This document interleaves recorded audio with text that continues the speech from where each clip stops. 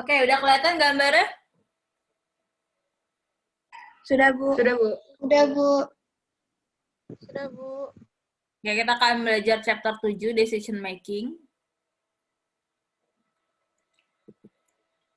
Ini key takeaway-nya ya, role of information management process, kemudian manager approach problem and decision, 6 step in decision making process, potential pitfalls, source of creativity in managerial decision making, kemudian informasi teknologi dan manajemen ya, information system, data mining dan analitik, ini business intelligence, executive dashboard.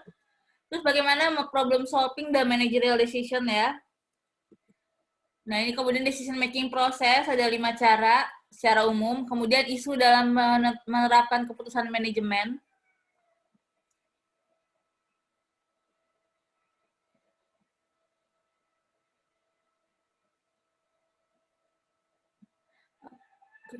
Oke, untuk Taskia saya jadikan ini ya host ya. Jadi nanti kalau misalnya ada yang masuk lagi, kamu yang approve ya. Baik, Bu. Oke, kemudian ini information teknologi dan manajemen. Jadi manajemen itu harus punya technological kompetensi. Jadi untuk mengambil keputusan, manajer tuh harus punya technological kompetensi, information kompetensi, dan analytical kompetensi ya. Dan dimaksud technological kompetensi ini adalah dia bisa menggunakan teknologi-teknologi terbaru untuk mendapatkan best advantage ya, keuntungan utama agar bisa mengumpulkan informasi. Jadi bagaimana dia memanfaatkan teknologi untuk mengumpulkan informasi ya, informasi yang sesuai dan dibutuhkan oleh perusahaan ya. Kemudian informasi kompetensi, di sini adalah kemampuan manajer untuk mengumpulkan, kemudian mencari, mengorganisir, dan mendisplay ya, memberitahukan, kemudian menyebarkan informasi yang berguna bagi perusahaan untuk pengambilan keputusan dan penyelesaian masalah. Kemudian analytical kompetensi. Nah, ini selain udah bisa mengumpulkan, menyaring, dan sebagainya, harus bisa memanfaatkan informasi tersebut, ya, menganalisis dan memanfaatkan informasi tersebut, sehingga bisa digunakan untuk pengambilan keputusan. Ya. Jadi, teknologi kompetensi, memanfaatkan teknologi untuk mengambil informasi. Information kompetensi berarti mengumpulkan, kemudian menyaring, mendapatkan informasi terbaik ya bagi penyelesaian masalah untuk perusahaan ya maupun pengambilan keputusan. Kemudian analisa kompetensi menganalisis, mengevaluasi ya informasi mana yang akan dibutuhkan untuk pengambilan keputusan. Informasi yang berguna tuh yang penting bagaimana sih, ada data ya, ada data itu adalah raw fact ya, fakta-fakta kasar, fakta-fakta yang nyata dari observasi yang ada di lapangan ya. Jadi data itu masih mentah ya, fakta-fakta atau kumpulan angka-angka yang benar-benar terjadi di lapangan dan masih mentah, belum diolah. Nah, kalau informasi, ada pengolahan terlebih dahulu ya, data yang udah diolah sehingga bisa bermanfaat bagi perusahaan ya, untuk sebagai patokan mengambil. Jadi informasi, jadi ada dari data dulu nih, data mentah yang belum diolah, kemudian diolah, dan bisa dimanfaatkan untuk patokan pengambilan keputusan, baru disebut informasi. Informasi sendiri itu dia sangat mempengaruhi ya manajemen function. Jadi manajemen function mengambil keputusan tidak bisa asal, harus memanfaatkan informasi yang telah ada. Ya. Karakteristik karakteristik informasi yang useful itu timely. Jadi timely itu berarti sesuai atau bukan sesuai, tepat waktu. Jadi misalnya kumpulan data penduduk pada tahun 1980 ya jelas tidak jelas sudah tidak bisa digunakan pada tahun sekarang ya, timely. Jadi tepat waktu. Jadi secara penggunaan tepat. Jadi pada saat dibutuhkan ada gitu. Kemudian high quality ya, data informasi high quality, bukan yang setengah-setengah, komplit, relevan, dan mudah dimengerti. Analitik ini di manajer itu diminta punya kemampuan analitik ya. Jadi secara sistematik mengumpulkan, kemudian memproses data, dan sehingga bisa dijadikan informasi yang berguna ya. Jadi untuk membuat informasi jadi benar-benar useful, manajer itu diharapkan punya kemampuan analitik ya, mengumpulkan secara sistematik dan memproses data menjadi informasi yang berguna. Kemudian data mining dan analitik. Data mining itu berarti proses ya untuk menganalisis data untuk untuk membuat informasi yang berguna untuk decision maker. Data mining ini, jadi informasi itu kan banyak ya, arus informasi kan Anda coba buka aja Detik atau Tribun, dalam 1 menit itu biasanya ada banyak informasi yang terjadi. Ya, ada buat situs portal berita 5 menit aja. Anda ini dari jam 8 sampai jam 8.05 biasa ada beberapa informasi baru. Nah, itu tidak semua informasi kan akan Anda butuhkan ya. Jadi itu data mining itu ya proses menganalisis data untuk membuat informasi yang berguna bagi decision maker. Nah, ini kenapa perlu mengerti analisis data ya? Karena data-data itu kan informasi arus data itu terus keluar ya dalam kuantitatif atau big data di sini. Nah, tapi untuk bisa dimanfaatkan bagi perusahaan itu harus diproses terlebih dahulu secara sophisticated ya, baik dari matematik maupun menggunakan komputer teknik. Jadi big data ini supaya bisa dimanfaatkan perusahaan adalah harus ada proses terlebih dahulu, proses secara matematik maupun computing teknik. Nah, ini manajemen analytic informed systematic gathering process data to make informed decision. Jadi manajemen ya dengan data-data yang banyak, kemudian dapat dari data mining ya, data big data dari data mining, bagaimana caranya bisa ya mengumpulkan informasi data-data tersebut jadi lebih sistematik dan diproses jadi informasi yang bisa membantu pengambilan keputusan ya. Oke, information teknologi dan manajemen ada business intelligence executive dashboard ya. Ini manajemen information system dan business intelligence. Jadi di sini di divisi perusahaan biasa untuk pengolahan data, kemudian penyusunan informasi, ada 2 divisi ini, manajemen information system. Ya, dia use IT, dia menggunakan IT, menggunakan komputer untuk collect, mengumpulkan, mengorganisir, dan mendistribusi data untuk pengambilan keputusan. Itu biasanya tugasnya manajemen information system. Nanti kalian akan belajar di sistem informasi manajemen. Kemudian business intelligence, ini meng-tap information system untuk ekstrak dari report data dalam satu organisasi yang bisa membantu mengambil keputusan. Jadi ada dua divisi biasa di perusahaan ya. Ada manajemen information system, kalau dia yang mengumpulkan, mengorganisir, mengolah data untuk jadi informasi yang bisa digunakan untuk pengambilan keputusan. Nah, kalau misal pengambilan keputusannya dengan menggunakan data yang ini, yang berguna itu dilakukan oleh business intelligence. Kemudian ada lagi executive dashboard ya, visually update display key. Ini yang memperformance indikator dan informasi dalam real time basis. Nah, ini untuk pertukaran informasi sendiri biasa terjadi information exchange within organisasi, dalam satu organisasi itu bisa memfasilitasi pengambilan keputusan dan memfasilitasi pemecahan masalah ya. Jadi segala macam data diolah jadi informasi berguna pada dasarnya untuk jadi patokan ya untuk pengambilan keputusan dan pemecahan masalah. Ya, ini internal external information in an organization. Nah, jadi baik informasi dari internal maupun eksternal sama-sama dibutuhkan oleh organisasi ya. Intelligent information ini mengumpulkan ya informasi dari para stakeholder dari external environment.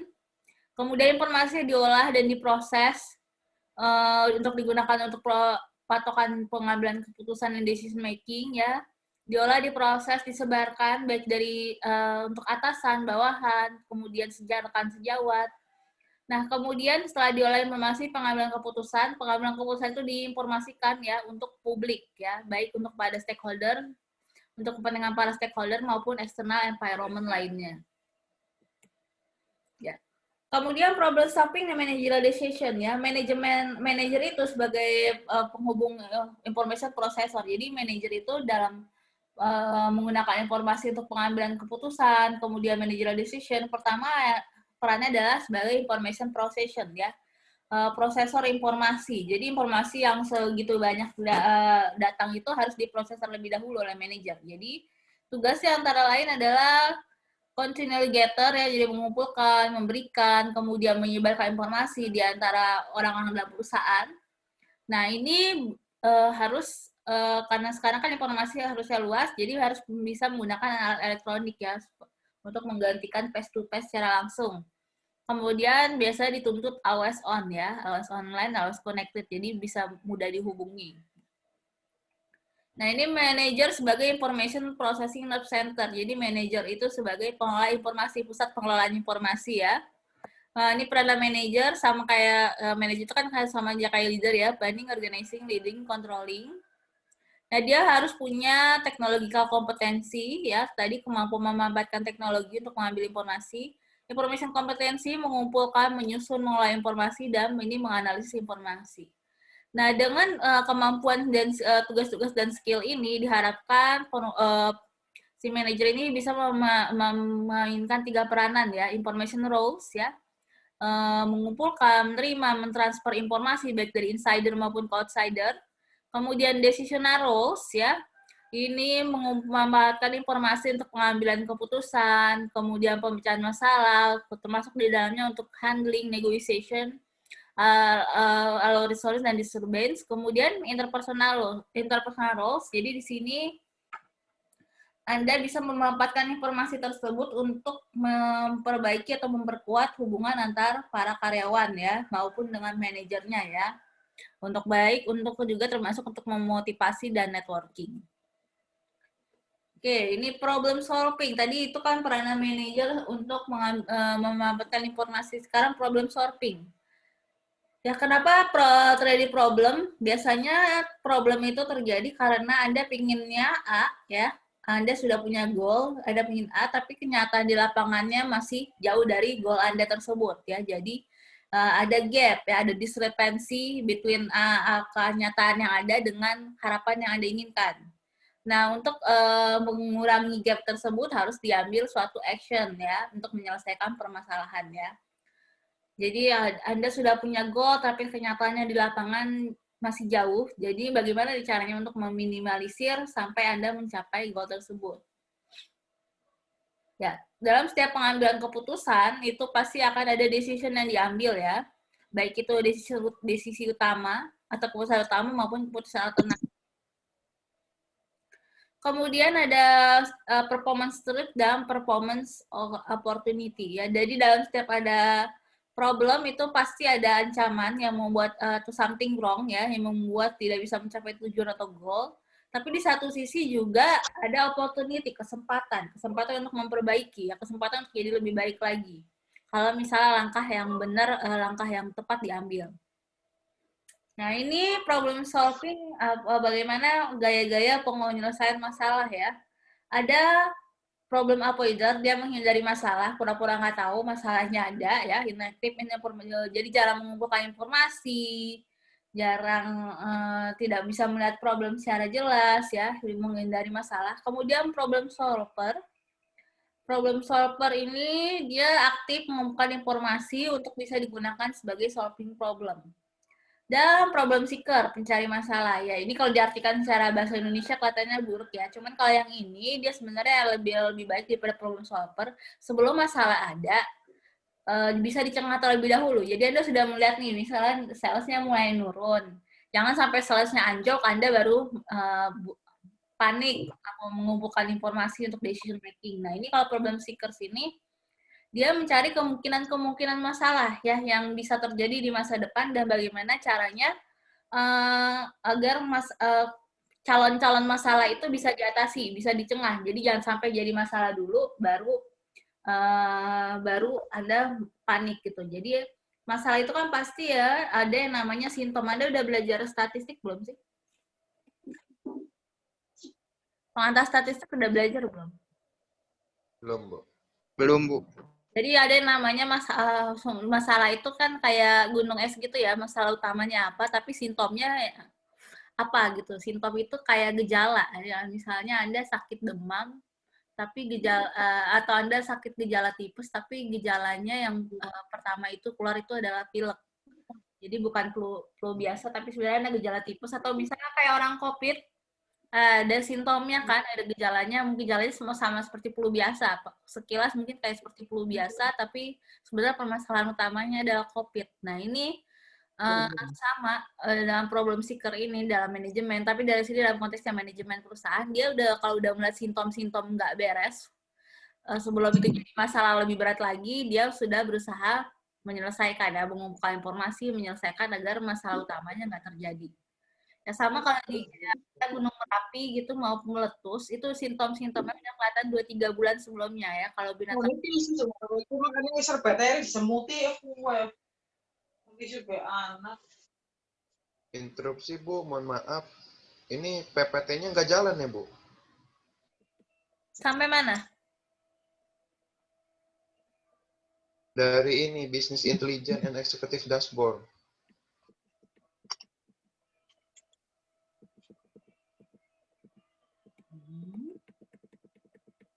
Nggak jalan dari tadi.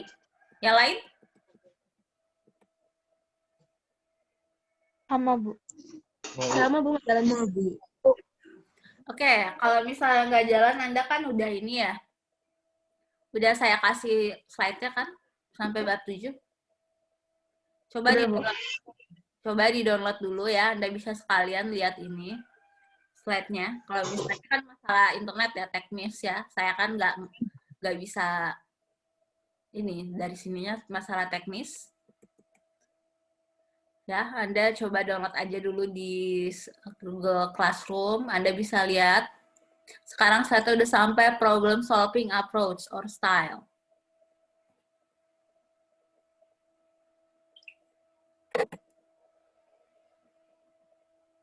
Ya, udah sampai halaman 16.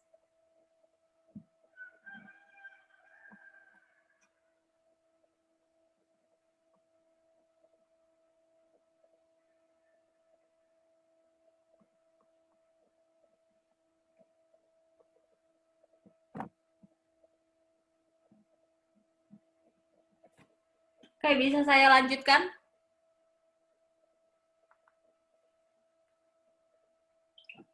bisa Bu? Oke, kemudian problem solving dan managerial decision ya. Ini di halaman 17, kalau di slide ya. Ada systematic thinking versus intuitive thinking ya. Kalau intuitive thinking, dia mengandalkan perasaan, mengandalkan feeling, jadi dia meng-approach problem ya. Itu dengan cara yang fleksibel dan spontan ya, karena dia mengandalkan intuisi.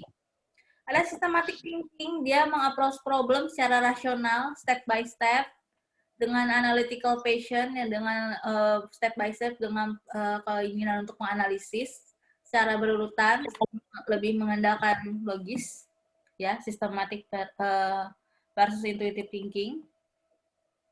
Oke, kemudian multinational thinking applies both intuitive and systematic thinking, ya.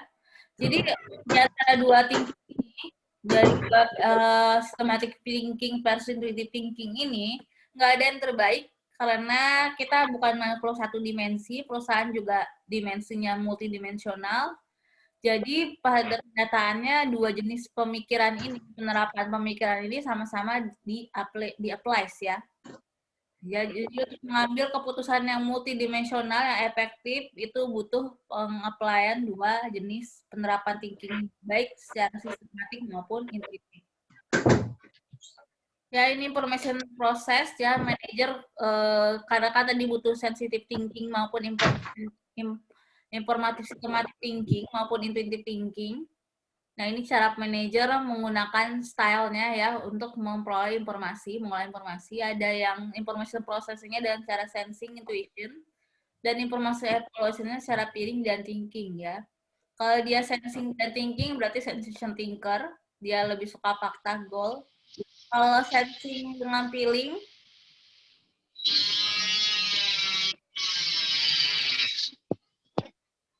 kalau sensing dan feeling, dia sensation pillar, dia lebih senang fakta, tapi mengasih mengandalkan feeling. Kemudian intuition thinking, ya, intuitive thinker, intuition feeling, intuitive pillar, ini bisa dibaca lebih jelasnya sendiri. Oke, kemudian tipe-tipe problem, ya.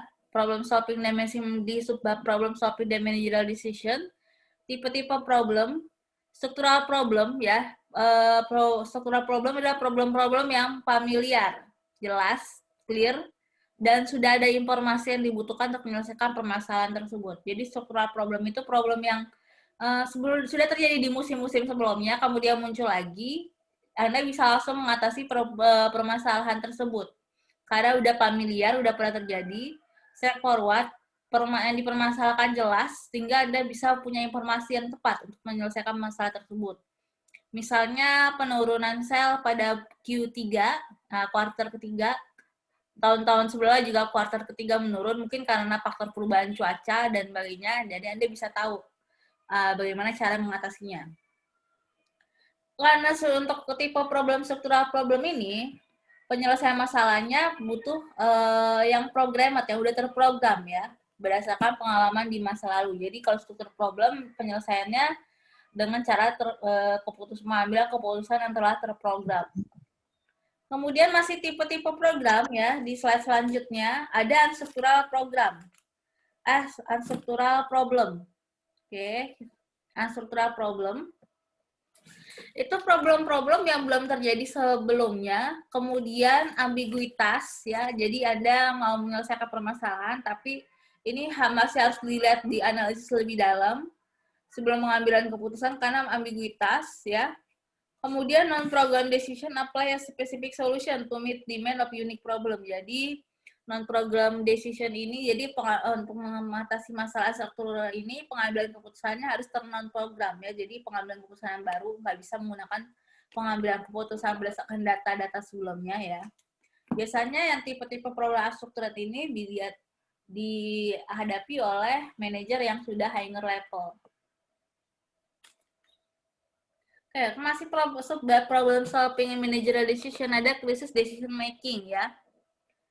Jadi crisis decision making ini ternyata ada dihantam suatu perusahaan tentang problem ya yang bisa menyebabkan terjadinya bencana kalau nggak diatasi secepatnya dan seperlunya ya, crisis decision making. Jadi ini bukan kesalahan pengambilan keputusan tapi lebih karena ada krisis karena tiba-tiba dihantam masalah yang masih asing. Dan kalau nggak diselesaikan secepatnya, perusahaan bisa mengalami kemunduran ya, itu crisis decision making. Oke, ini rules mengatasi krisis dalam manajemen dalam pengambilan keputusan. Ini Anda harus menemukan sebenarnya apa yang terjadi. Ingat kalau kecepatan itu perlu, jadi kalau Anda harus cepat-cepat, tetapi juga slow con manner. Jadi dengan kata lain, Anda cepat-cepat tapi tidak terburu-buru. Anda harus teliti.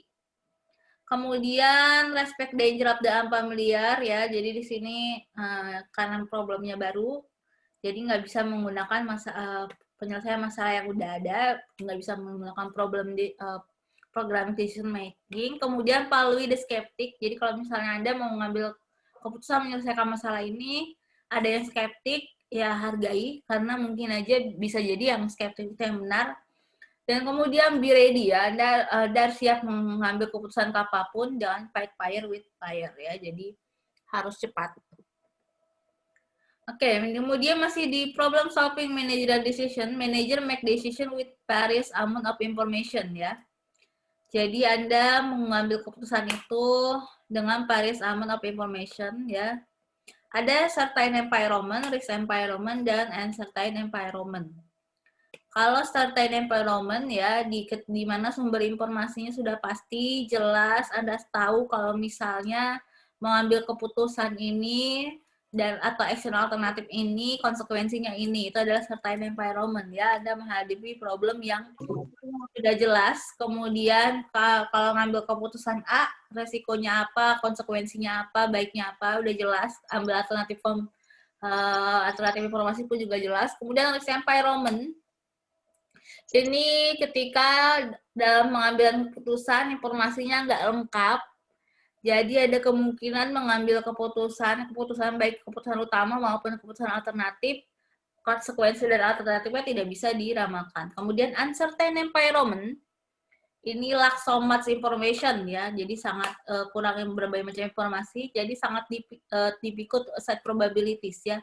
Jadi di sini informasinya sangat kurang sehingga mengambil keputusan itu agak susah dilakukan karena nggak tahu apa outcome yang mungkin terjadi dari alternatif yang bisa dipilih. Itu di uncertain environment. Ya, ini penghitungannya ya. Kalau certain environment, Anda ada problem. Ambil alternatif 1, outcome-nya A. Alternatif 2, outcome-nya B, udah pasti. Risk environment, alternatif 1, kemungkinan outcome-nya A ada 70%. Kalau misalnya ini kan setengah-setengah ya. Kalau yang ini yang agak sedikit berbahaya. Kalau problem alternatif 1, outcome-nya bener nggak dapet yang ini, bener nggak dapet ini. Nah, ini kalau risk of failure-nya kalau di uncertain environment tinggi, kalau di certain environment rendah, risk environment sedang. Tipe decision-nya yang efektif kalau di certain environment adalah program, kalau semakin ke sini semakin yang ke non-programmed. Ya. Oke, kemudian bisa dilihat di sini di figur 7.4 ya, Anda lihat di slide masing-masing. Step in managerial decision, langkah-langkah pengambilan keputusan dan penyelesaian masalah. Pertama, step 1, find and define problem, temukan dan kemudian definisikan problem yang sedang dialami. Kemudian step kedua, generate dan evaluasi alternative solution, ya, mengumpulkan dan mengevaluasi alternative solution yang bisa diambil. Step 3, setelah lakukan step 1 dan step 2, make decision. Kemudian step 4, implementasikan decision Anda. Step 5, evaluasi result Anda. Nah, ini setiap step ini harus ada double check ethical reasoning. Jadi setiap pengambilan, misalnya Anda harus cek dan recheck lagi dari step-step berikutnya ya, di step-step sebelumnya juga. Oke, ini step pertama ya, identify and define the problem. Fokus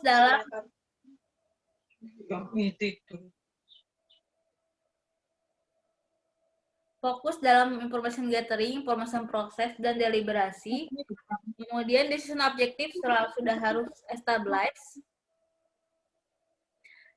Ya, kemudian common mistake in defining problem, define the problem to halo, tolong jangan ngobrol. Ya, step 1, identify dan kenali problem Anda. Coba lihat di slide decision making process ya. Step 1, identify and define the problem. Fokus dalam information gathering, information processing, dan deliberasi. Kemudian ambil keputusan yang objektif ya. Nah, ini dalam step 1 biasanya suka ada common mistake, ada kesalahan dalam mendefinisikan problem. Pertama, mendefinisikan problem terlalu luas. Jadi problemnya sebenarnya pusatnya di A, tapi Anda menjalar kemana-mana. Atau terlalu sempit.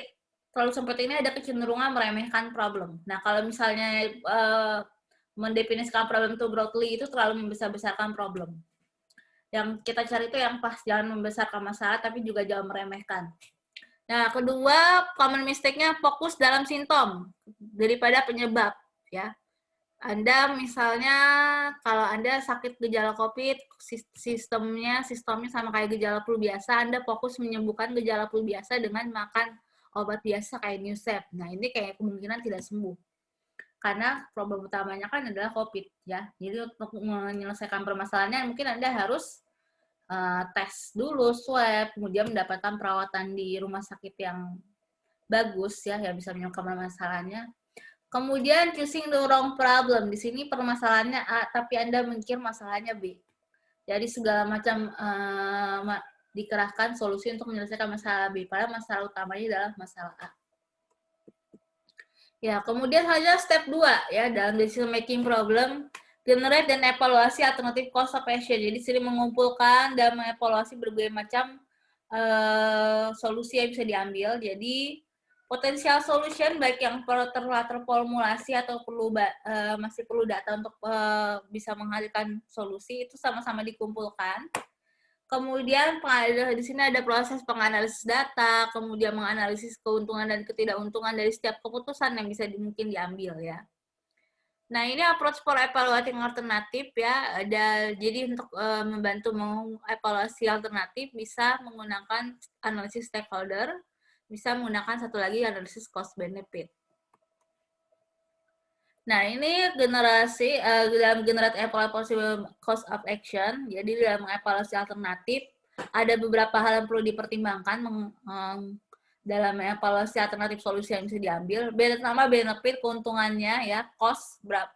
Karena setiap pengambilan keputusan itu pasti butuh pembiayaan ya, timeliness, ketepatan waktu, penerimaan baik dari stakeholder maupun orang-orang dalam perusahaan, dan ethical soundness. Jadi di sini mengambil keputusan pun jangan sampai melanggar etika bisnis ya.